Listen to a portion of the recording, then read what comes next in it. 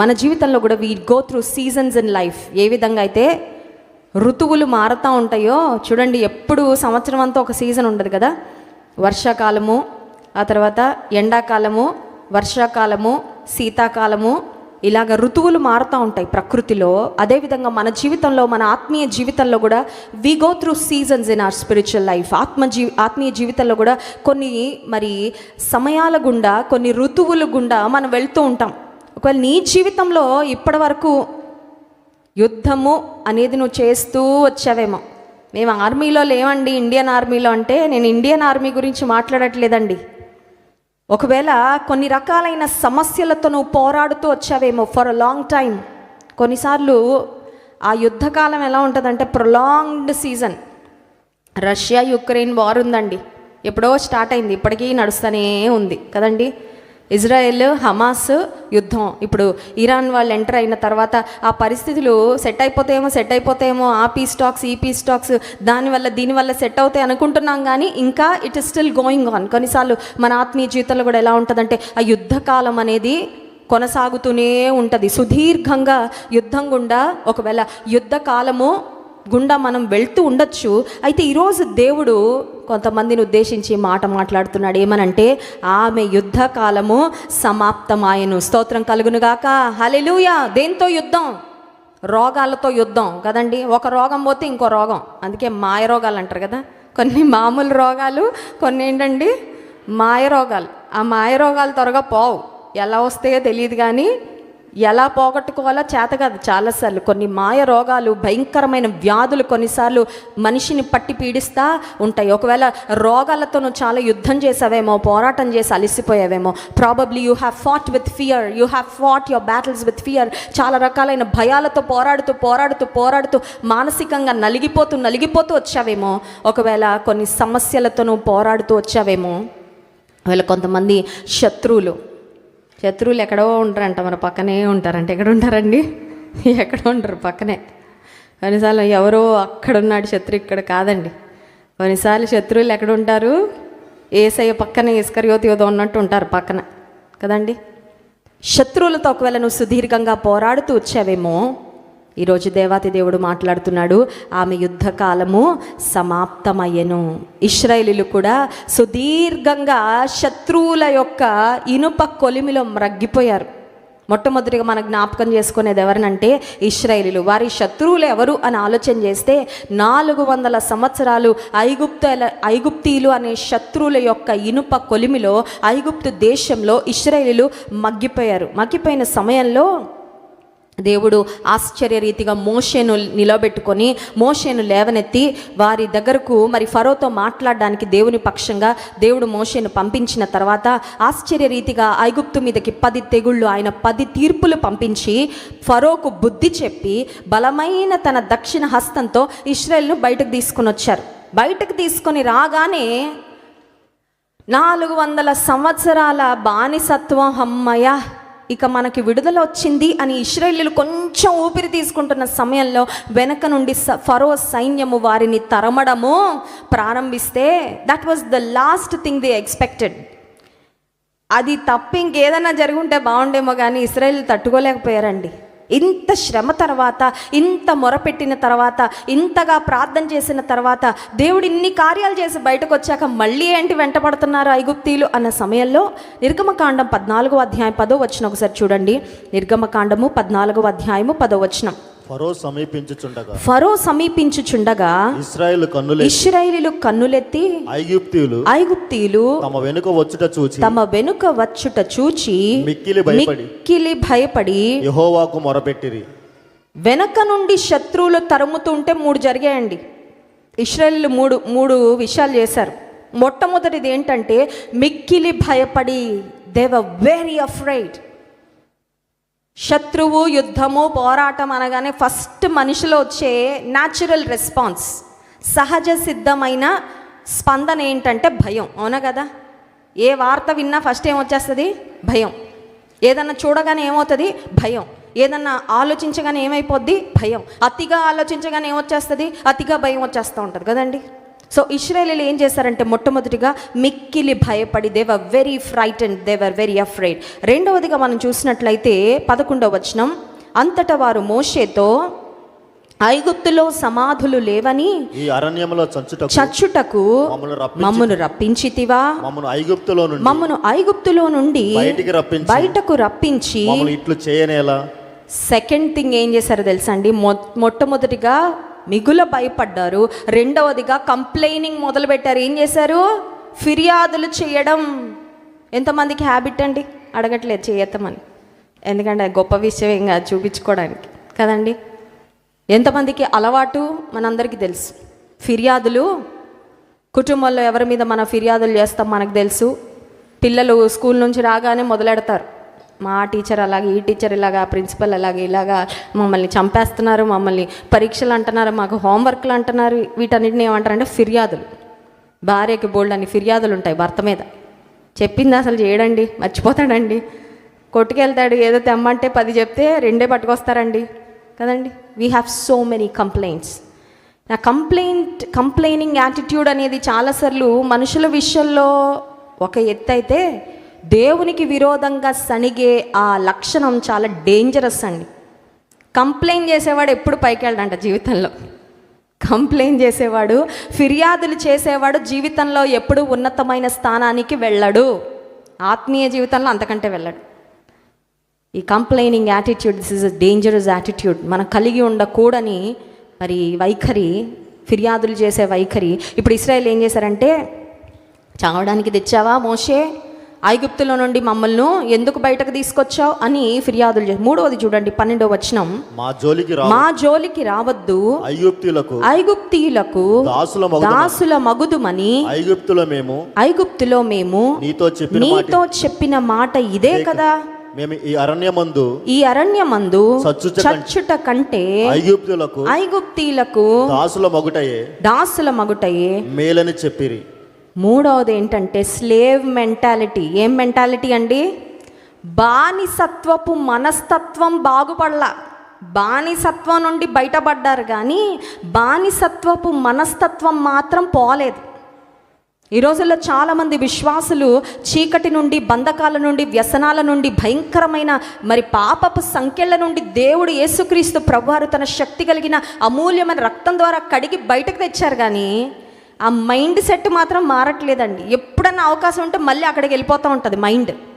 I know so many can relate to this. చాలామంది నేను చెప్తున్న ఈ మాటలకి వాళ్ళు ఒప్పుకుంటారు ఖచ్చితంగా, ఎందుకంటే మనస్తత్వం, మనసు అటు లాగుతూ ఉంటుంది. బానిసత్వపు మనసు, స్లేవ్ మెంటాలిటీ. ఇప్పుడు బయటకు వచ్చారు, వెనక నుండి శత్రువులు తరుముకుంటా వస్తుంటే అంటున్నారు, మేము ఐగుప్తులోనే ఉండుంటే బాగుండేది, ఆ బానిసత్వంలోనే మేము ఉండిపోతే ఎంత బాగుండేదో. సో ఇశ్రాయేలు 3 పనులు చేశారన్నాను కదా. మొట్టమొదటిగా ఏంటంటే మిక్కిలి భయపడ్డారు. రెండవదిగా ఫిర్యాదులు చేయడం మొదలుపెట్టారు. మూడవదిగా ఏం చేశారంటే వెనకకు చూస్తున్నారు. వెనక కంటే పాత జీవితాన్నే తిరిగి కోరుకునే పరిస్థితి. This is a very very dangerous thing. చాలా భయంకరమైన, ప్రమాదకరమైన పరిస్థితి. ఏంటి ప్రమాదకరమైన పరిస్థితి అంటే పాత జీవితాన్ని మళ్ళీ కోరుకోవడం, పాత జీవితానికి తిరిగి వెళ్ళిపోవాలి అనే ఆలోచన అత్యంత ప్రమాదకరమైనది, గుర్తుపెట్టుకోవాలి. యెషయా గ్రంథంలో మనం చూసినట్లయితే దేవుని వాక్యంలో ఒక శ్రేష్టమైన మాట ఉంటుంది, ఇదిగో నేను నూతన క్రియ చేయుచున్నాను, ఈనాడే అది మొలచును, దాన్ని మీరు ఆలోచింపరా, మీరు పూర్వపు సంగతులు జ్ఞాపకం చేసుకోవద్దు. Do not remember the things of the past. ఇంతకు ముందు ఏం జరిగాయో, నీ గత జీవితంలో, పాత జీవితంలో ఏం జరిగాయో వాటిని జ్ఞాపకం చేసుకోవద్దు అని దేవుని వాక్యంలో చాలా స్పష్టంగా వ్రాయబడినప్పటికీ చాలాసార్లు మనం చేసే పని ఏంటంటే we like to look back. మనకి వెనకకు తిరిగి చూడండి. యెషయా గ్రంథం 43వ అధ్యాయము 18-19 వచనాల్లో ఈ మాటలు చూస్తాం. యెషయా గ్రంథము 43:18-19. మునుపటి వాటిని జ్ఞాపకము చేసుకొనకుడి, పూర్వకాలపు సంగతులను తలంచుకొనకుడి, ఇదిగో నేను ఒక నూతన క్రియ చేయుచున్నాను, ఇప్పుడే అది మొలచును, మీరు దాన్ని ఆలోచింపరా. చాలండి. కొత్త ఇల్లు కట్టుకున్నారు, బ్రహ్మాండంగా ఉంది. ఆ ఇంట్లోకి వచ్చాక పాత శిథిలమైపోయిన వర్షం పడితే కారిపోయే, కప్పెప్పుడు మన మీద పడుతుందో తెలియనంత భయంకరమైన దుర్భరమైన ఇంటిలోంచి కొత్త ఇంట్లోకి వచ్చాక పాతింటి గురించే ఆలోచిస్తూ ఉంటే ఏమంటారండి వాళ్ళని? బుద్ధిహీనులు అంటారు, తెలివి తక్కువ వారు. ప్రభువు ఆయనలోకి వచ్చిన వారిని, ఆయన యందు విశ్వాసం ఉంచిన వారిని నూతన సృష్టిగా మార్చి నూతన క్రియలు మన జీవితంలో జరిగిస్తూ ఉండగా, ఆయన నూతన క్రియలు చేయాలని ఆశపడుతూ ఉండగా చాలాసార్లు మనం ఏం చేస్తూ ఉంటామంటే పూర్వపు వాటిని ఆలోచిస్తూ మునుపటి వాటిని జ్ఞాపకం చేసుకుంటూ ఉంటామంట. దేవుడు అంటున్నాడు, జ్ఞాపకం చేసుకోవద్దు, వెనకటి సంగతులు పూర్వపు సంగతులు జ్ఞాపకం చేసుకోవద్దు, మునుపటి వాటిని జ్ఞాపకము చేసుకోవద్దు. కొన్నిసార్లు you may have been hurt terribly in the past.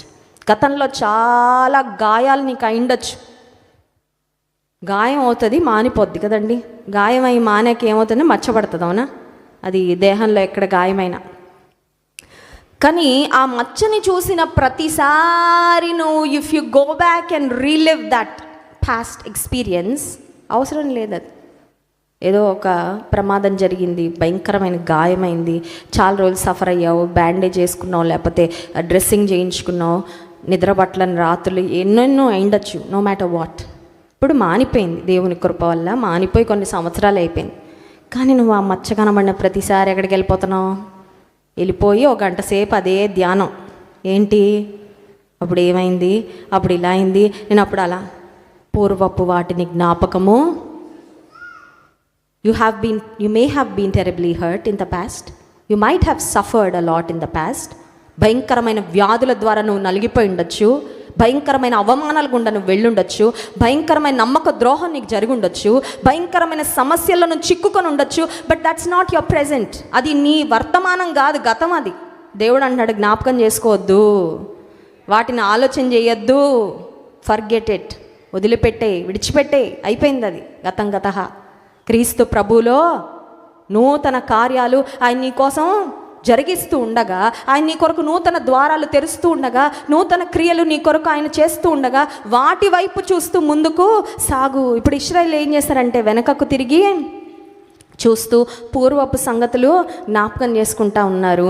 అక్కడ మేము దాసులుగా ఉంటే మంచిది. యేసయ్యలోకి వచ్చిన తర్వాత never ever say my old life was better, because that is a devil's lie, that is a deception. దేవునిలోకి వచ్చాక ఒకవేళ ఏదైనా సమస్యలు సవాళ్ళు వచ్చినప్పుడు అపవాది నీ చెవులో వచ్చి మాట్లాడుతున్నాడేమో, అంతకుముందే కొంచెం ప్రశాంతంగా ఉన్నావేమో కదా అంటే నువ్వు నమ్ముతున్నావంటే నువ్వు మోసపోతున్నావు అనమాట. You are believing the enemy's lies. అపవాది యొక్క అబద్ధాలకు నీవు చోటిస్తున్నావు అనమాట. అపవాదికి మనం చోటివ్వడానికి వీల్లేదు. స్తోత్రం కలుగును గాక, హల్లెలూయా. ఇప్పుడు దేవుడు మోషే ద్వారా మాట్లాడుతున్నాడు ఇశ్రాయేలీయులకు. వీళ్ళు చాలా దుర్భరమైన పరిస్థితిలో ఉన్నారండి. ఒకటి, భయంతో నింపబడి ఉన్నారు. రెండవది, they had a very bad attitude, ఫిర్యాదులు చేసే ఆ భయంకరమైన వైఖరితో ఉన్నారు. మూడవదిగా ఈ బానిసత్వమే మేలు అంటూ ఉండగా ఇప్పుడు దేవుడు ఇశ్రాయేలుతో మాట్లాడుతున్నారు మోషే ద్వారా. నిర్గమకాండం 14వ అధ్యాయం 13వ వచనం. అందుకు మోషే, భయపడకుడి, యెహోవా మీకు నేడు కలుగచేయు రక్షణను మీరు ఊరక నిలిచి ఉండి చూడుడి. ఒకసారి స్తోత్రం చెప్దాం, హల్లెలూయా.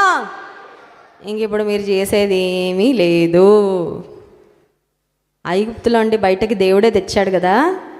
ఎర్ర సముద్రం ముందుంది, ఎన్ని లక్షల మంది ఉన్నా ఒక్కొక్కళ్ళు ఒక్కొక్క కుండతో తోడేసినా ఆ ఎర్ర సముద్రాన్ని తోడి పక్కనేయలేరు. మీరు చేసేది ఏమీ లేదు. మీరు చేయాల్సింది ఒక్కటే, ఏంటది? దేవుడు కలుగచేయు రక్షణను ఊరక నిలుచుండి చూడండి. స్తోత్రం కలుగును గాక, హల్లెలూయా. అదే చేతగట్లా మనకి. ఏం చేతవట్లా? ఊరక నిలుచుండి కంగారు, ఏదో చేసేయాలి, ఏదో చేసి నేనే అన్నీ ఫిక్స్ చేసేయాలండి. ప్రపంచం అంతా నేనే రిపేర్ చేసేయాలి, అందరు నేనే సెట్ చేసేయాలి, అది చేసే ఇది చేసి కదా. ఎంత ఆరాట పడిపోతామో, ఎంత ఆరాటం, ఏదో చేసేయాలి. ఆవేశం, ఆరాటం, ఈ రెండు మనకి చాలా ఇష్టం. కానీ దేవుడు అంటున్నాడు, మీరు చేసేది ఏమీ ప్రభు చేస్తాడు. నేనేదో ఒకటి చేసేయాలి, మేమేదో ఒకటి చేసేయాలి, అయితే ముందుకెళ్ళలేకపోతున్నాం కాబట్టి వెనక్కి వెళ్ళిపోతాం అంటే ఏంటన్నమాట? ఏదో ఒకటి చేసేయాలని, అంతేనా? కొన్నిసార్లు దేవుడు ఏ స్థితికి తీసుకొస్తాడంటే నువ్వు ఏమీ చేసేది లేదు, నమ్మిక మాత్రం ఉంచాలా, నెమ్మదిగా wait upon me and trust in me, అంతే. నువ్వు చేయాల్సింది అంతా చేసావు. మొరపెట్టావు, కన్నీరు గార్చావు, అంగలార్చావు, నువ్వు చేయాల్సిందంతా చేస్తావు. ఇంకా నువ్వు చేసేదేమి, నా మీద విశ్వాసం ఉంచి ఓరక నిలుచుండి నేను చేసే కార్యాలు పొందుకోవడం మాత్రమే. స్తోత్రం కలుగునుగాక. హల్లెలూయా.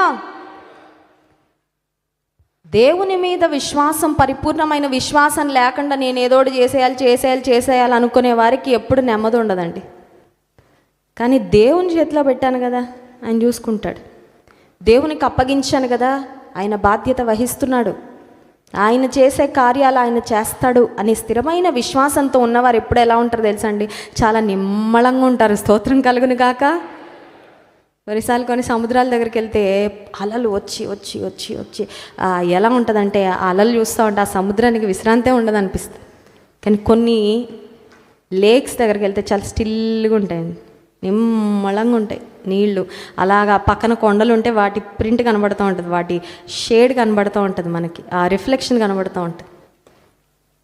నీవు నిజంగా దేవుని మీద ఆధారపడి నిలబడినప్పుడు శత్రువులు వెనక నుండి తరుముకొని వస్తున్నారు అన్న పరిస్థితి ఉన్నా, any time they can come, వచ్చేస్తారు, ఎప్పుడైనా వచ్చేయచ్చు, ఎప్పుడైనా వెనక్కి లాకపోవచ్చు అనే పరిస్థితి ఉన్నప్పటికీ, నేడు యెహోవా మీకు కలుగచేయు రక్షణను మీరు ఊరక నిలిచుండి చూడుడి. విశ్వసించిన వారికి విశ్రాంతి దొరుకుతుంది. స్తోత్రం కలుగునుగాక. రాసి పెట్టుకోవాలి. ఇది ఏం రాసి పెట్టుకోవాలండి? విశ్వసించిన వారికి విశ్రాంతి దొరుకుతుంది. ప్రభువునందు విశ్వాసం ఉంచితే నువ్వు విశ్రాంతిగానే, you will be at rest, you will be at peace when you totally trust in the lord. ఇప్పుడు దేవుడు 3 కార్యాలు చేశాడండి. 3 కూడా ఇందాక 3 చెప్పాను కదా, ఇశ్రాయేలీయుల యొక్క తప్పిదాలు 3 చెప్పాను. ఏది చేయకూడదో అది చేశారు, కానీ దేవుడు 3 చేశారు. ఇవి ఇంకా అద్భుతంగా ఉంటాయి. మొట్టమొదటిగా చూస్తే నిర్గమకాండం 14వ అధ్యాయము 13వ వచనం చూడండి. మీరు నేడు చూసిన ఐగుప్తీయులను, క్షమించండి, 13వ వచనం. అందుకు మోషే, భయపడకుడి, యెహోవా మీకు నేడు కలుగచేయు రక్షణను మీరు ఊరక నిలుచుండి చూడుడి. నేడు చూచిన ఐగుప్తీయులను ఇక మీదట మరి ఎన్నడూ చూడరు. స్తోత్రం కలుగునుగాక. హల్లెలూయా. ఫస్ట్ ప్రామిస్, మొట్టమొదటి మాట. ఆయన ఇచ్చిన మాట రాతి మీద చెక్కిన మాట కంటే గొప్ప మాట. మనుషులు ఇచ్చే మాటలు నీటి మీద రాతలు, లేదంటే సీషోర్ మీద, సముద్ర పొడ్డు మీద ఇసుకతో రాస్తూ ఉంటారు కదా, ఇసుకతో రాస్తూ ఉంటారు. అవి ఎలా ఉంటాయంటే ఒక అలరాగానే పోతాయి. ఎంత అందమైన హ్యాండ్ రైటింగ్తో రాసినా, ఎంత గట్టిగా బాగా రాసినా కూడా పోతాయి. మనుషుల మాటలు ఇసుక మీద రాతలు లాంటివైతే, గాల్లో రాతలు లాంటివైతే, ప్రభువు మాటలు స్థిరమైన మాటలు, అవి యథార్థమైన మాటలు, అవి ఖచ్చితంగా నెరవేరే మాటలు. వాటిని నువ్వు నేను పట్టుకొని ఆధారంగా చేసుకొనగలం. స్తోత్రం కలుగునుగాక. హల్లెలూయా. మొట్టమొదటిగా దేవుడిచ్చిన మాట ఏంటంటే, నేడు మీరు చూచిన ఐగుప్తీలను ఇక మీదట మరి ఎన్నడూ you will not see your enemies anymore. ఇక చూడరు, అంతే. ఆఖరి చూపు ఏమో ఉంటే చూసేసుకోండి. వెనక్కి తిరిగి వస్తున్నారు కదా, ఎప్పుడు వస్తారో పట్టేసుకుంటారని, ఇంకంతే. లాస్ట్, ఇంకా this is lost and final. స్తోత్రం తండ్రి. హల్లెలూయా అనుకుంటున్నావు కదా, ఎప్పుడు ఈ సమస్య ఎప్పుడు ఎండ్ అయిపోద్ది అని ఎదురు చూస్తున్నావు కదా, దేవుడు అంటున్నారు, ఇక మీదట నువ్వు ఈ శత్రుల్ని చూడవు. ఆమేన్. రెండవది 28వ వచనం చూడండి. 28వ వచనం. నీళ్లు తిరిగి వచ్చి ఆ రథములను, రౌతులను వారి వెనక సముద్రంలోనికి వచ్చిన ఫరో యొక్క సర్వ సేనను కప్పివేసెను, వారిలో ఒక్కడైనా మిగిలి ఉండలేదు. స్తోత్రం కలుగునుగాక. ఒక్కడైనా మిగిలి ఉంటాడా? ఒక్కడు కూడా ఉండడు. స్తోత్రం కలుగునుగాక. బలమైన సైనికులు ఏమన్నా ఉంటారేమో, ఒకళ్ళిద్దరైనా వస్తారేమో, మేమేమన్నా వాళ్ళతో అయినా పోరాడలేమో. దేవుడు అంటున్నాడు, ఒక్కరు కూడా. దేవుడిచ్చే విడుదల, దేవుడిచ్చే విమోచన అంత శ్రేష్టంగా ఉంటుందండి. దైవజనులు ఎప్పుడో మాట చెప్తూ ఉంటారు కదా, దేవుడు ఏది చేసినా అది సంపూర్ణంగా, what ever he started, the good work that he has began, he will bring it to completion. మనలో ప్రారంభించిన మంచి క్రియను కూడా ఆయన కొనసాగించి ముగిస్తాడు. ఆయన నీ జీవితంలో ఏ కార్యాలు జరిగిస్తున్నాడో వాటిని చక్కగా ముగిస్తాడు, ఏం పర్వాలా. మధ్యలో ఆగిపోవు. ఐగుప్తీలు వస్తున్నారంటే ఒక్కడు కూడా మిగిలి లేదు. అందరూ సమూలంగా నాశనం చేయబడ్డారు. ఎర్ర సముద్రపు నీటిలో ప్రతి ఒక్కరు మునిగిపోయారు. మూడో విషయం చూడండి, 30వ వచనం. ఆ దినమున యెహోవా ఐగుప్తీల చేతిలో నుండి ఇశ్రాయేలు రక్షించెను. ఇశ్రాయేలీలు చచ్చిన ఐగుప్తీలను సముద్ర తీరమున చూచిరి. స్తోత్రం కలుగును గాక. కొంతమందికి ప్రూఫ్ కావాలి. తోమా గారి తమ్ముళ్ళు చెల్లెల్లాగా ఉంటాం చాలాసార్లు కదండి. తోమా గారి తమ్ముళ్ళు చెల్లెళ్ళు డౌట్లు అంటే ఇంకా మనకే వస్తాయి బాగా కదా. మామూలు డౌట్లు కాదు. మళ్ళీ అలా ఏమన్నా వచ్చేస్తారేమో, ఎవరైనా మిగిలిపోయి ఉంటారేమో. దేవుడు డెడ్ బాడీస్ కూడా చూపించేశారు. అర్థం ఏంటంటే ఫుల్ ప్రూఫ్ అనమాట. నిశ్చింతగా ఉండండి, నిబ్బరంగా ఉండండి, నెమ్మదిగా. డౌట్లన్నీ క్లియర్ అయిపోయాయి. స్తోత్రం కలుగును గాక. హల్లెలూయా. మీ మనసులో కూడా చాలా డౌట్లు ఉన్నాయి. దేవుడు కార్యాలు చేశాడు కానీ but you are still doubting. నిజంగా జరిగిందండి? నిజంగానే జరిగిందా? జరిగింది. స్థిరమైన దేవుని కార్యం సంపూర్ణంగా స్థిరమైనదే. It is perfect work. ప్రభు చేసే పని పరిపూర్ణమైన పని. ప్రభు ఇచ్చే విడుదల పరిపూర్ణమైన విడుదల. ఆమె యుద్ధ కాలము ముగిసినది. స్తోత్రం కలుగును గాక. హల్లెలూయా.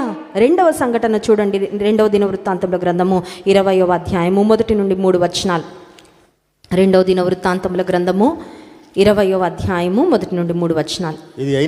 ఇది అయిన తరువాత మోయాబీలను అమ్మోనీలను మేయోనీలలో కొందరును దండెత్తి యెహోషాపాతు మీదికి వచ్చిరి. అంతలో కొందరు వచ్చి సముద్రము ఆవల నుండి సిరియనుల తట్టు నుండి గొప్ప సైన్యం ఒకటి నీ మీదికి వచ్చుచున్నది, చిత్తగించుము. వారు హససోను తామారు అను ఎన్గేదిలో ఉన్నారని యెహోషాపాతునకు తెలియచేసిరి.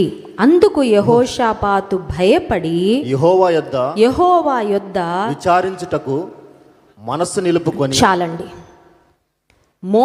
మోయాబీలు, అమ్మోనీలు, మేయోనీలు సైన్యం ఒక్కసారి ఇశ్రాయేలు మీదకి, దేవుని ప్రజల మీదకి దండెత్తి వస్తే యూదా రాజైన యెహోషాపాతు భయపడ్డాడు ఫస్ట్. ఎందుకంటే దట్ ఈస్ హ్యూమన్ రెస్పాన్స్ కదా, సహజ సిద్ధమైన స్పందన. సడన్గా అకస్మాత్తుగా శత్రువులు వచ్చేస్తున్నారు. ఒక్క గుంపు కాదు, 3 గుంపులు వచ్చేస్తున్నారు. సిరియన్ల తట్టు నుండి కూడా గొప్ప సైన్యం వస్తుంది అనగానే ముందు ఏమవుతుందంటే మనసు ఏం చేయాలో అర్థం. మనకి స్ట్రెస్ అవ్వగానే ముందు పనిచేయంది ఏంటంటే మైండే, అవునా కదా. వెన్ వీఆర్ స్ట్రెస్డ్ ఆ మైండ్ స్టాప్స్ వర్కింగ్. ఏం చేయాలో ముందు మన మైండ్ పనిచేయదు. ఇప్పుడు యెహోషాపాతు అదే పరిస్థితిలో ఉంటే 3వ వచనంలో యెహోవా యొద్ద విచారించుటకు మనస్సు నిలుపుకొని. స్తోత్రం కలుగునుగాక. నీవు కూడా శత్రువులతో పోరాడుతున్నావు కదా. సమస్యలనే శత్రువులు నిన్ను చుట్టుముట్టి ఉండగా నీ చేయాల్సింది ఏంటంటే ప్రభు మీద మనస్సు నిలుపుకోవాలి. Set your mind on God. చాలా ముఖ్యమండి ఇది. మనస్సు ఎవరి మీద నిలపాలి? మనసు అంటది నువ్వు పిచ్చిగా ఉంటుంది మనసు. కొన్నిసార్లు కొంతమంది అది చెప్తుంటారు, మైండ్ పిచ్చిగా ఉందక్క, మైండ్ స్థిమితంగానే ఉండట్లేదు, మైండ్ చాలా కృంగుదలతో ఉంది, సరిగ్గా ఆలోచించలేకపోతున్నాను, ఏం అర్థం కావట్లేదు, I'm not able to focus. దేని మీద నేను దృష్టి పెట్టలేకపోతున్నా. మనసు వికలం అయిపోతూ ఉంటుంది, మనసు పాడైపోతూ ఉంటుంది, మనసు కలవరపడిపోతూ ఉంటుంది. కానీ ఇక్కడ యెహోషాపాతు ఏం చేశాడంటే దేవుని మీద తన మనస్సును నిలుపుకున్నాడు. That is the beginning of success. విజయము ఎక్కడ ప్రారంభమైందంటే అక్కడ ప్రారంభమైంది. యూదారాజైన యెహోషాపాతు దేవుని మీద మనస్సు, సమస్యలు నిన్ను కూర్చొనివ్వట్లా, నించొనివ్వట్లా, పడుకోనివ్వట్లా. That's fine. సమస్యలు ఎవరికి వచ్చినా అలాగే ఉంటుంది. నేను మరీ తీవ్రమైన సమస్యల్లో ఉన్నానండి. ఎవరి సమస్య వాళ్ళకి మరీ తీవ్రంగానే ఉంటుంది. ఇంకొకరి సమస్య వినేదాకా మనం అనుకుంటాం ప్రపంచంలో అతిపెద్ద సమస్య నాకే వచ్చిందని. That's how it feels. సమస్యల మధ్యలో ఉన్నప్పుడు అందరికి అదే భావన కలుగుతుంది. కానీ యెహోషాపాతు ఏం చేశారో అదే మనం కూడా చేయాలి. దేవుని మీద మనస్సు సెట్ యువర్ ఫోకస్, అంతే. మనసును ప్రభు మీద నిలుపుకొని. యెషయా గ్రంథం 26వ అధ్యాయము 2వ వచనం, ఎవని మనస్సు నీ మీద ఆనుకొనునో వాని నీవు పూర్ణ శాంతి గలవానిగా కాపాడుదు. దేవుడు అంటున్నాడు, నీ మనసు నా మీద ఆనించు. సపోర్ట్, ఆయన సపోర్ట్ ఇస్తానంటున్నాడు. దేనికి? నీ మనసుకి. స్తోత్రం కలుగునుగాక. నా మనసు అస్సలు బాగాలేదండి, దేవుడు అంటున్నాడు ఆనుకో. నీ మనసును నా మీద ఆనించు. నిద్ర పట్టట్లేదు కదా, నా మీద ఆనుకో, నిద్ర వస్తుంది. ఏం చేయాలో తోచట్లేదు కదా, నా మీద ఆనుకో. Rely on me, trust in me and rest. ఎవని మనస్సు నీ మీద ఆనుకొనునో వాని పూర్ణ శాంతి గలవానిగా కాపాడదు. ఇప్పుడు యెహోషాపాతు చేసిన పని 2వ దినవృత్తాంతముల గ్రంథం 20వ అధ్యాయంలో మొట్టమొదటి పని ఏంటంటే మనస్సును నిలుపుకున్నాడు దేవుని మీద. రెండవదిగా 6వ వచనం చూడండి, మా పితరుల దేవా యెహోవా, నీవు ఆకాశమందు దేవుడవై ఉన్నావు, అన్యజనుల రాజ్యములను ఏలువాడవు నీవే, నీవు బాహుబలము గలవాడవు, పరాక్రమము గలవాడవు, నిన్నెదిరించుటకు ఎవరికి బలము చాలదు. దేవుని బలాన్ని కొనియాడుతున్నాడండి. ఒకసారి స్తోత్రం చెప్దాం. మనకే ఉంటాయి స్కిల్స్. ఏం స్కిల్స్ చెప్పమంటారా? మన సమస్యను వర్ణించే స్కిల్స్ ఉంటాయి, అవునా కదా? కొంతమంది సాక్ష్యం చెప్పమంటే సమస్య గురించి చాలా ఎక్కువ చెప్తారండి, కానీ ఎక్కువ దేని గురించి చెప్పాలి? దేవుని గురించి, ఆయన ఇచ్చిన విడుదల గురించి, ఆయన ఇచ్చిన విజయం గురించి కదా. ఏదైనా సమస్య మధ్యలో ఉండగానే, ఎవరైనా కనబడగానే, అసలు నేనున్న సమస్య ఏంటో తెలుసా, అది వచ్చిన వాళ్ళు ఏమైపోయారో తెలుసా, నన్ను ఇరికించిన వాళ్ళు ఎలాంటి వాళ్ళో తెలుసా, వాళ్ళ పొలిటికల్ బ్యాక్గ్రౌండ్ ఏంటో తెలుసా, వాళ్ళ ఆ బ్యాక్గ్రౌండ్ ఏంటో తెలుసా, వాళ్ళ ఫైనాన్షియల్ పొజిషన్ ఏంటో తెలుసా. So what? అయితే ఏంటి? నువ్వు కొనియాడాల్సింది, నువ్వు గొప్ప చేయాల్సింది, భూతద్దంలో పెట్టి చూడాల్సింది నీ సమస్య యొక్క బలాన్ని కాదు, నీ దేవుని యొక్క బలాన్ని. స్తోత్రం కలుగును గాక. Have a magnifying glass. భూతద్దం పెట్టుకొని తిరుగు. జాగ్రత్తగా గమనించాలి. భూతద్దం పెట్టుకొని మనం తిరుగుతాం. భూతద్దం పెట్టుకొని ఏంటి తెలుసా, పక్కవాని కంటిలోని నలుసు ఎలా కనబడుతూ ఉంటుంది భూతద్దం పెట్టగానే? దూలంలాగా. అసలు దూలం ఉన్నది మన దగ్గర, ఎదుటి వారి దగ్గర ఏముంటుంది? చిన్న నలుసు ఉంటుంది. కానీ మన భూతద్దంకు ఉన్న పవర్ ఏంటంటే it magnifies the weakness of others. భూతద్దం పెట్టుకొని తిరుగుతూ ఈ పక్క కూర్చున్న సిస్టర్ ఇలాగా, ఆ పక్క కూర్చున్న సిస్టర్ అలాగా, అదిగో ఎదురుగా వాక్యం చెప్తున్నా ఆవిడ ఇలాగా, ఇదిగో నా వెనకాల ఉన్నాడు ఇలాగా, మా పక్కింటోడు అలాగా, నా ఉద్యోగ స్థలంలో ఉన్నాడు ఇలాగా అని ప్రతి ఒక్కరిలో ఉన్న బలహీనతల గురించి నీకు సగం తెలుసు, సగం తెలీదు. You keep on talking about the weaknesses of others. అది ఒక పని, భూతద్దం పెట్టుకొని తిరిగేవారు చేసే పని. రెండవది ఏంటంటే సమస్యను ఇంతే ఉంటుంది, అది దాన్ని పెద్దగా చూస్తారండి. అందుకే ఓ దైవజనుడు అంటాడు, do not tell God how big your problem is, but tell the problem how big your God is. నీ సమస్య ఎంత పెద్దదో దేవుడికి చెప్పొద్దు, బుద్ధి తక్కువ పనది. కానీ నీ సమస్యతో చెప్పు, నా దేవుడు ఎంత పెద్దవాడో. స్తోత్రం కలుగును గాక. హల్లెలూయా. అది చేయాల్సింది మన దేవుని బిడ్డలుగా. ఇప్పుడు యెహోషాపాతు అదే చేస్తున్నాడండి. ఒకటి, దేవుని మీద తన మనసు నిలుపుకున్నాడు. రెండవది ఏం చేస్తున్నాడంటే దేవుని బలాన్ని కొనియాడుతూ ఉన్నాడు, దేవుని బలాన్ని ధ్యానిస్తూ ఉన్నాడు, దేవుని యొక్క బలాన్ని కీర్తిస్తూ ఉన్నాడు. అండ్ థర్డ్లీ 12వ వచనం చూడండి. 12వ వచనం, మా దేవా నీవు వారికి తీర్పు తీర్చవా, మా మీదకి వచ్చు ఈ గొప్ప సైన్యముతో యుద్ధము చేయుటకు మాకు శక్తి చాలదు, ఏమి చేయుటకును మాకు తోచదు, నీవే మాకు దిక్కని ప్రార్థన చేశాను. A very honest prayer, straight from the heart, no filters. చూడండి, కుటుంబ యజమానులు కొన్నిసార్లు ఎట్లా ఉంటారంటే వాళ్ళకి చాలా భయం ఉంటుంది లోపల. బయటికి ఎలా ఉంటారు తెలుసా? ఏంటి భయపడతావు, అసలు ఏమక్కర్లా. ఇంతకుముందు జీపీఎస్ లేని కాలంలో ఎవరైనా ఇంటికి వెళ్ళాలనుకోండి, అప్పట్లో సరిగ్గా బోర్డులు ఉండేవి కాదు, జీపీఎస్లు ఫోన్లు కూడా సరిగ్గా ఉండేవి కాదు ఆ కాలంలో. ఎక్కడైనా తెలియని కొత్త ప్రదేశానికి వెళ్ళాలంటే భార్యను వెనకాల ఎక్కించుకున్నాక రూట్ తెలియదు, కానీ ఎలాగా బిహేవ్ చేస్తుంటాడంటే మొత్తం నాకు తెలుసు అన్నట్టు. తప్పు రూట్లో వెళ్ళిపోతుంటాడు. అప్పుడు భార్య అంటది, ఆగు నాయన ఒకసారి ఆగండి, వాళ్ళని అడుగుతానండి. అక్కర్లా, ఎవరిని అడగక్కర్లా అంటే ఈయన ఎలా ఫీల్ అవుతాడంటే వాళ్ళని అడగడము చిన్నతనం. నాకన్నీ తెలిసినప్పుడు, నేను అన్నీ చేయగలిగినప్పుడు నువ్వెందుకు అడుగుతావు? ఉదయం 11 గంటలకు వెళ్ళాల్సిన ఫంక్షన్కి రాత్రి 11ంటికి వెళ్తారు వీళ్ళు, రోజంతా ఎండలో మాడిపోయి. ఎందుకంటే భర్త గారి యొక్క నాకన్నీ తెలుసు అనే వైఖరి వల్ల కదండి. అప్పుడు అంతా వెళ్ళాక అసలు మీరు ఇటు కాదండి అటు వెళ్ళాల్సిందంటే అప్పుడు సైలెంట్ అయిపోతారు. అప్పుడు భార్య మొదలు పెడుతుంది కదా, చెప్తానే ఉన్నానా, అంటూనే ఉన్నానా, మీరు అడగకపోతే నన్నన్నా అడగనివ్వలేదే అని మొదలు పెడతాం కదండి.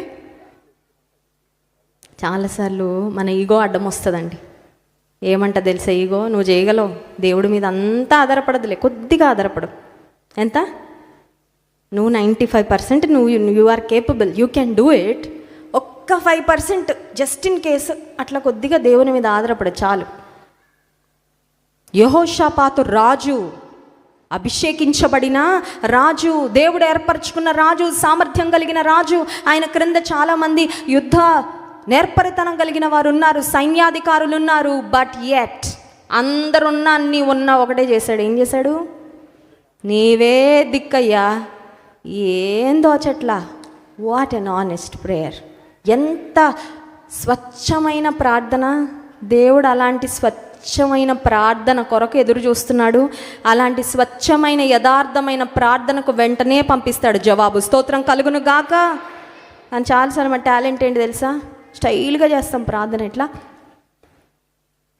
పాపాలన్నీ క్షమించేయ, ఒక్క మాటే, ఒక్క పని, ఒక్క క్లిక్కుతో పని అయిపోవాలన్నట్టు ఉంటుంది. అన్నీ క్షమించేయ, కోటాను కోట్ల ఆశీర్వాదాలు ఇచ్చేయ, కోటాను కోట్ల స్తోత్రాలయ్యా, ఇన్ని పొందుకుంటున్నావు, ఒక్క మాట కోటాను కోట్ల స్తోత్రాలు అంటే అయిపోద్దా? ఆరోగ్యం ఇచ్చావు స్తోత్రాలు, ఉద్యోగం ఇచ్చావు స్తోత్రాలు, కుటుంబం ఇచ్చావు స్తోత్రాలు, సంఘాన్ని ఇచ్చావు స్తోత్రాలు, దైవజనులను ఇచ్చావు స్తోత్రాలు, ఆయుష్ ఇచ్చావు స్తోత్రాలు. లెక్క పెట్టి ఒక్కొక్కటి వర్ణిస్తూ పొగడలేవా? చాలాసార్లు ఏం మిస్ అవుతుందంటే ప్రార్థనలో ఆనెస్టీ మిస్ అయిపోద్దండి. కానీ దేవుడు ఎవరి ప్రార్థన వింటాడంటే యథార్థవంతుల ప్రార్థన ఆయనకు ప్రీతికరం. నిజంగా మొరపెట్టే వారికి సమీపముగా ఉండే యాజ్ అ చైల్డ్. చిన్న పిల్లలు చూడండి, ఏముంటే అది చెప్పేస్తారు కదా. అందుకే మనకి చిన్నపిల్లల మాటలంటే ఏమొస్తే నవ్వు వస్తుంది. 10 సార్లు చెప్పుకుంటాం మనం వాళ్ళ జోకులు. మా వాడు చిన్నప్పుడు ఇలా అన్నాడు ఇలా అన్నాడు. ఎందుకంటే వాళ్ళకి ఫిల్టర్స్ ఉండవండి, ఏమనుకుంటారో అని ఆలోచించరు.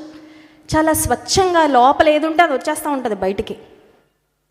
మీ మనస్సు మారి చిన్న పిల్లల వంటి వారైతేనే కానీ పరలోక రాజ్యంలో ప్రవేశించినంటే అర్థం ఏంటి? దేవుడి దగ్గర బిల్డప్ కొట్టద్దు నువ్వు.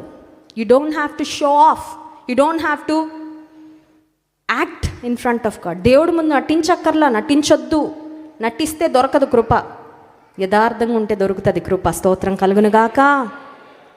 ఏం చేస్తున్నాడు? రాజయ్యుండి మాకు శక్తి చాలదయ్యా, ఏం చేయాలో మాకు తోచడము లేదు, నీవే మాకు దిక్కు. యథార్థమైన ప్రార్థన చేసిన తర్వాత దేవుడిచ్చిన జవాబు, దేవుడు చేసిన కార్యం ఏంటంటే దేవుడు వాగ్దానం చేశాడు. ముందు 15వ వచనం, యూదావారులారా, యెరూషలేము కాపురస్తులారా, యెహోషాపాతు రాజా, మీరందరూ ఆలకించుడి.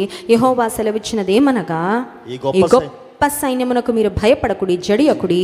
ఈ యుద్ధము మీరు కాదు, దేవుడే జరిగించిన. స్తోత్రం కలుగును గాక.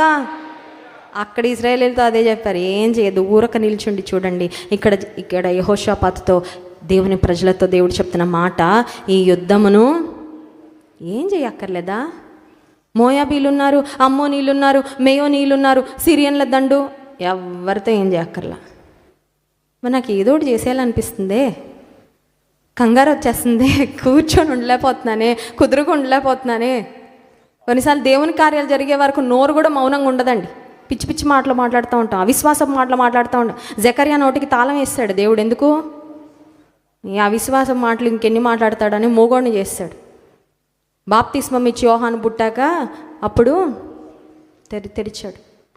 కొన్నిసార్లు ఊరకుండడం చేత కాదు కదండి, పాడు చేస్తూ ఉంటాం, దేవుని పని పాడు చేస్తూ ఉంటాం, దేవుని కార్యాలు పాడు చేస్తూ ఉంటాం. అవిశ్వాసంతో చాలాసార్లు మన ఆశీర్వాదాన్ని మనమే చేతుల వెనక్కి తోసేస్తూ ఉంటాం. ఇక్కడ దేవుడు మాట్లాడుతున్న మాట ఏంటంటే, భయపడద్దు, జడియద్దు, ఈ యుద్ధము మీరు కాదు, దేవుడే. దేవుడు వాగ్దానం చేసిన తరువాత, దేవుడే యుద్ధం జరిగిస్తాడు అని దేవుడు మాట్లాడిన తర్వాత యెహోషాపాతు పూర్తిగా నమ్మాడండి. యెహోషాపాతు రాజు పూర్తిగా నమ్మాడు. ఏమనంటే, నా శత్రువులందరి సంగతి ఎవరు చూసుకుంటారు? I leave it to God completely. దేవునికి అప్పగించాను, నేను నమ్ముతున్నాను అంతే. ఆ శత్రువులు ఎంతమంది, ఎన్ని గుంపులు, వాళ్ళకి ఎన్ని టీంలు ఉన్నాయి, ఎంత సైన్యం ఉంది, ఐ జస్ట్ డోంట్ కేర్. దావీదు రాజు కూడా తన జీవితంలో ఎన్నో పోరాటాలు, కానీ నేను అనుకుంటాను చాలా బాధించిన పోరాటము, యుద్ధము అంటూ పోరాటం అంటూ ఏదైనా ఉంది దావీదు జీవితంలో అంటే, తన కుమారుడైన అబ్షాలోము ద్వారా తరమబడిన సమయంలో ఏ తండ్రికి రాకూడదు ఆ పరిస్థితి, ఏ తండ్రికి రాకూడదండి. తన కుమారుడైన అబ్షాలోము తన తండ్రి ప్రాణం తీయాలని చూసిన భయంకరమైన ఆ సందర్భంలో దావీదు, ఓ మాటలు చెప్పాలంటే చాలా అవమానకరమైన స్థితికి దావీదు బ్రతుకు దిగజారిపోయింది. అందరూ మాట్లాడుకొని ఉండరా? గొప్ప రాజు అండి, గొప్ప సామర్థ్యం కలిగిన రాజు, కొడుకు చేతిలో తరంబడతా ఉన్నాడు. What a pity! ఎంతో అవమానము. ఒక రకంగా చెప్పాలంటే అవమానంతో కప్పబడినట్లున్నాడు దావీదు. నువ్వు దేవుని కొరకు నిలబడతా ఉన్నావు, నువ్వు యథార్థంగానే ఉన్నావు, నువ్వు దేవుని హృదయాన్ని అనుసరించి నడుస్తూ ఉన్నావు, but still you may be covered with shame today. ఈరోజు ఒకవేళ అవమానంతో నువ్వు ఉన్నావేమో. దావీదు అదే పరిస్థితిలో ఉన్నాడండి. అప్పుడు దావీదు ప్రార్థన చేస్తున్నాడు. చూడండి, ఆ కీర్తనల గ్రంథం 3వ అధ్యాయము 6వ వచనం. 10,000 మంది దండెత్తి నా మీదకి వచ్చి మొహరించినను నేను భయపడను. యెహోవా లెమ్ము, నా దేవా నన్ను రక్షింపుము. నా శత్రువులనందరినీ దవడ ఎముక మీద కొట్టువాడవు నీవే, దుష్టుల పళ్ళు విరగొట్టువాడవు నీవే. ఒకసారి స్తోత్రం చెప్దాం. హల్లెలూయా. దండెత్తొచ్చిన, శత్రులు మొహరించొచ్చిన నేను భయపడను, ఎందుకంటే నీకు అప్పగించేశానయ్యా, నా వ్యాజ్య భారం నీకు అప్పగించేసా. శత్రుల పళ్ళు విరగొట్టేస్తాడంట. అది ఎవరి పని? తీర్పు తీర్చే దేవుడు ఉన్నాడు, న్యాయాధిపతి అయిన దేవుడు ఉన్నాడు, న్యాయం తీర్చే దేవుడు. ప్రస్తుతానికి నువ్వు చేతగాని వ్యక్తిలా కనబడుతూ ఉండొచ్చు, కానీ ప్రభు అన్నీ చూస్తున్నాడు. నీ శత్రువులతో ఎవరు పోరాడతారు? ఆయన పోరాడతాడు. అబ్షాలోము యొక్క అంత ఎవరు తేల్చారండి? దేవుడు తేల్చేశాడు. దిక్కులేని చావు చచ్చాడండి.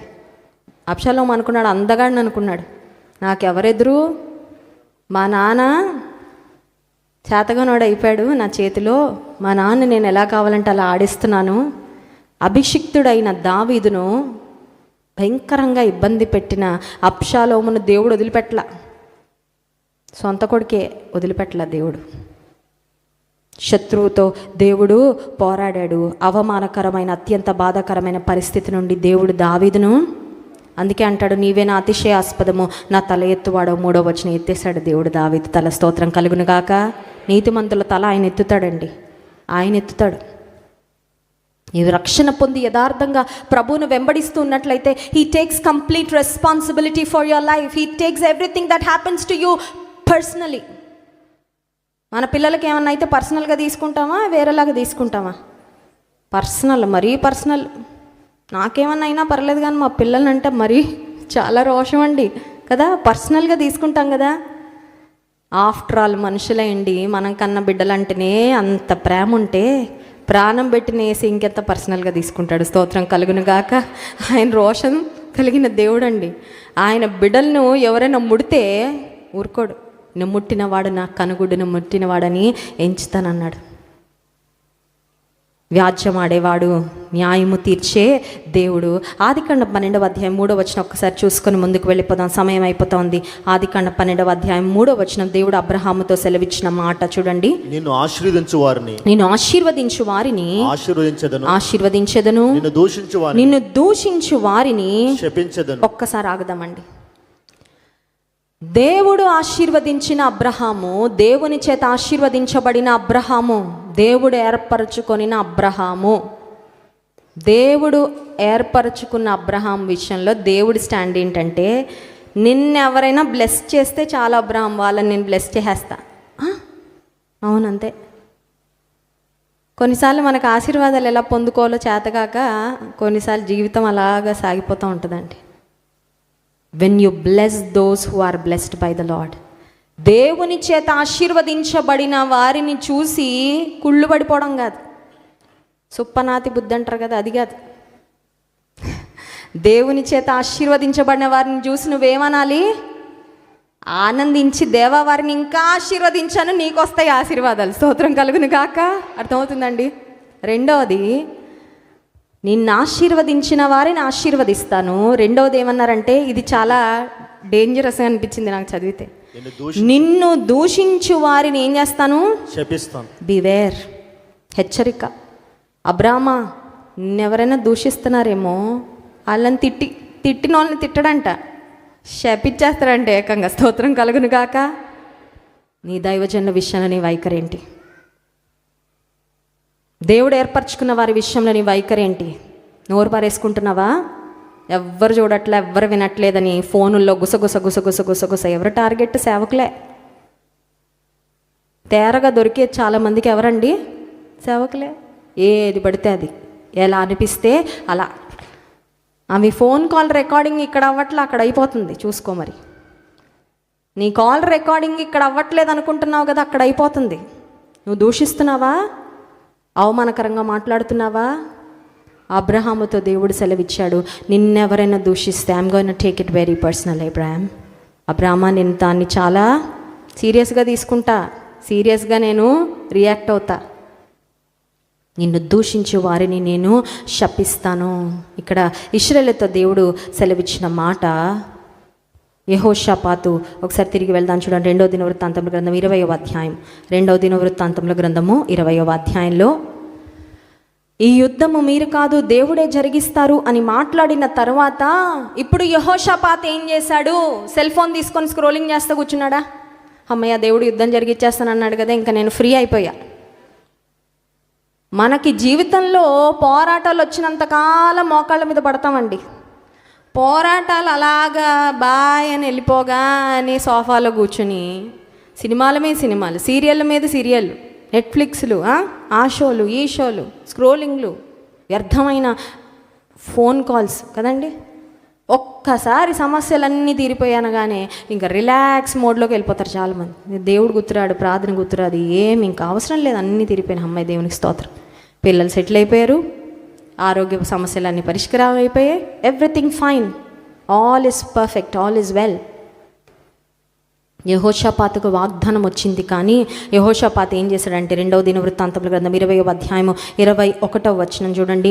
మరియు అతడు జనులను హెచ్చరిక చేసిన తరువాత యెహోవాను స్తుతించుటకు గాయకులను ఏర్పరచి వారు పరిశుద్ధ అలంకారములు ధరించి సైన్యము ముందర నడుచుచు యెహోవా కృప నిరంతరముండును, ఆయనను స్తుతించుడని స్తోత్రము చేయుటకు వారిని నియమించెను. ఒకసారి స్తోత్రం చెప్దాం. హల్లెలూయా.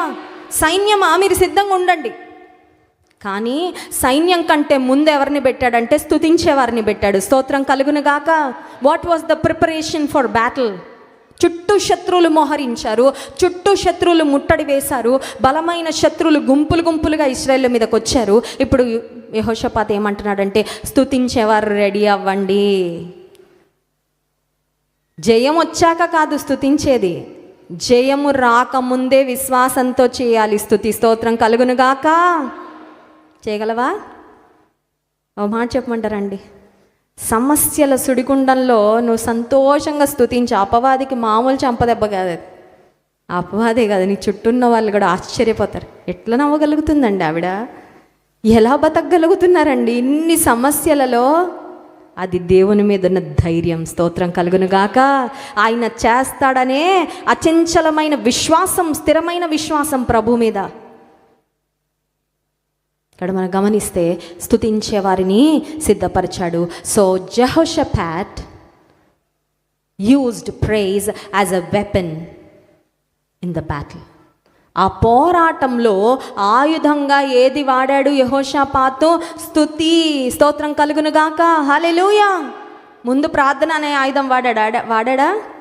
మనసు ప్రభు మీద నిలుపుకొని ముందు ప్రార్థన అనే ఆయుధం వాడితే, రెండవదిగా ఏ ఆయుధాన్ని వాడాడు? స్తుతి అనే ఆయుధాన్ని.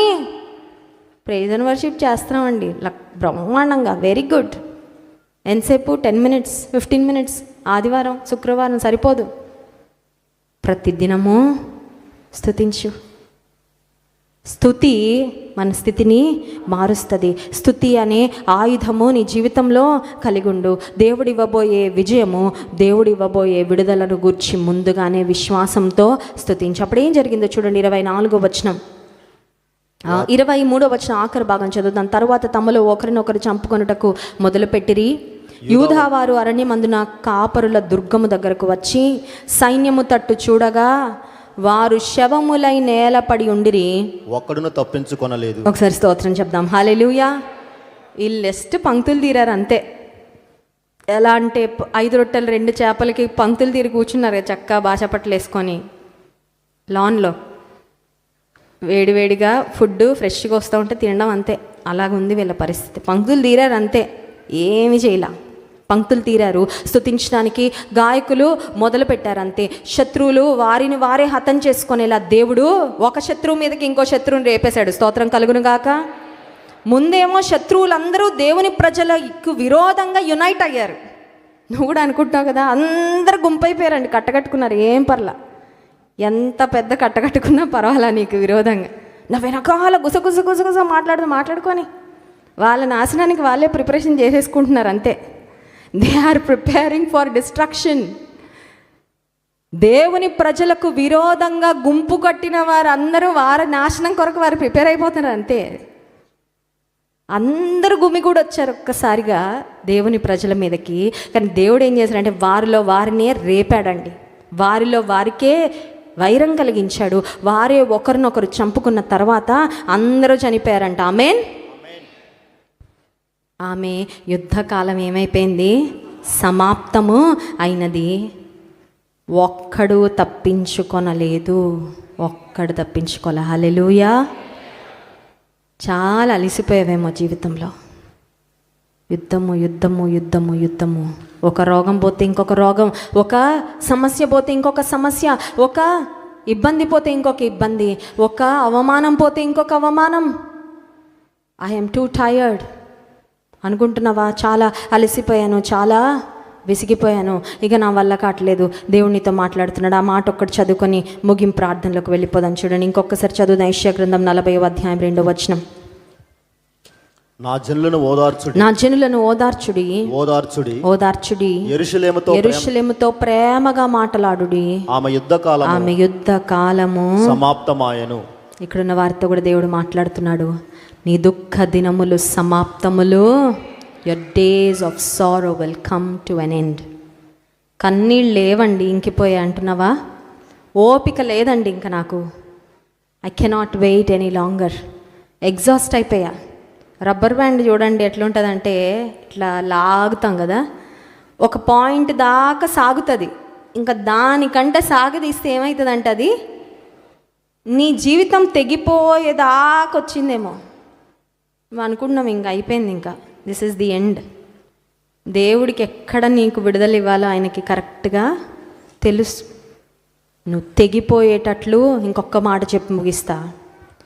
నీవిప్పటి వరకు ఎదుర్కొన్న పోరాటాలు నిన్ను ఓడించడానికి, నిన్ను నాశనం చేయడానికి రాలేదు, కానీ ఒక విజయ వీరునిగా నిన్ను నిలబెట్టి దేవుడు నీతో ఉన్నాడని రుజువు చేయడానికి వచ్చాయి ఆ పోరాటాలు. స్తోత్రం కలుగును గాక. హల్లెలూయా. నమ్మితే ఒకసారి స్తోత్రం చెప్దాం. హల్లెలూయా. అనుకుంటున్నావా? ఎందుకండి, నాకేందుకు ఇవే సమస్య రావడానికి? నాదేం లేదు, నీదేం లేదు, కరెక్టే. కానీ యుద్ధకాలము వచ్చింది. యుద్ధాలు ఎన్నో చేసావు, పోరాటాలు ఎన్నో చేసావు. దేవుడు మాట్లాడుతున్నాడు, నీ యుద్ధకాలము సమాప్తము అయినది. He's going to give you rest, he's going to give you peace, he's going to give you Joy.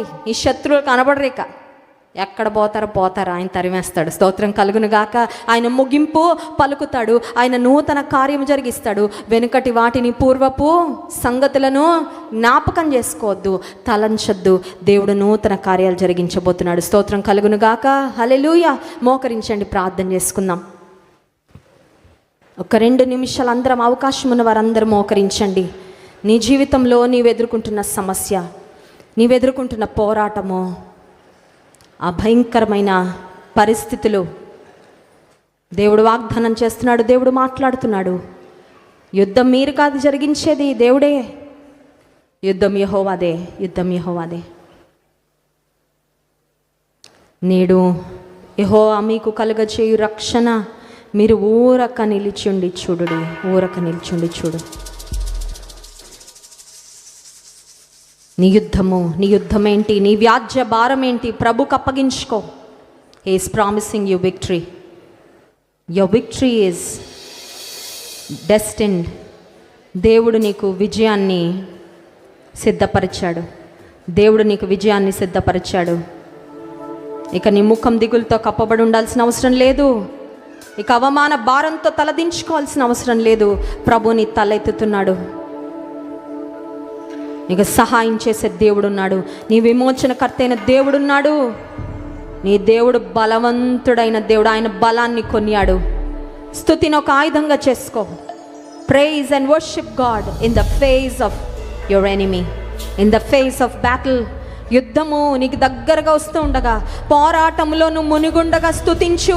స్తుతి అనే ఆయుధమే నీకు విజయం. నీ యుద్ధం ఏంటి? మానసికమైన యుద్ధమా? వ్యక్తులతో యుద్ధమా?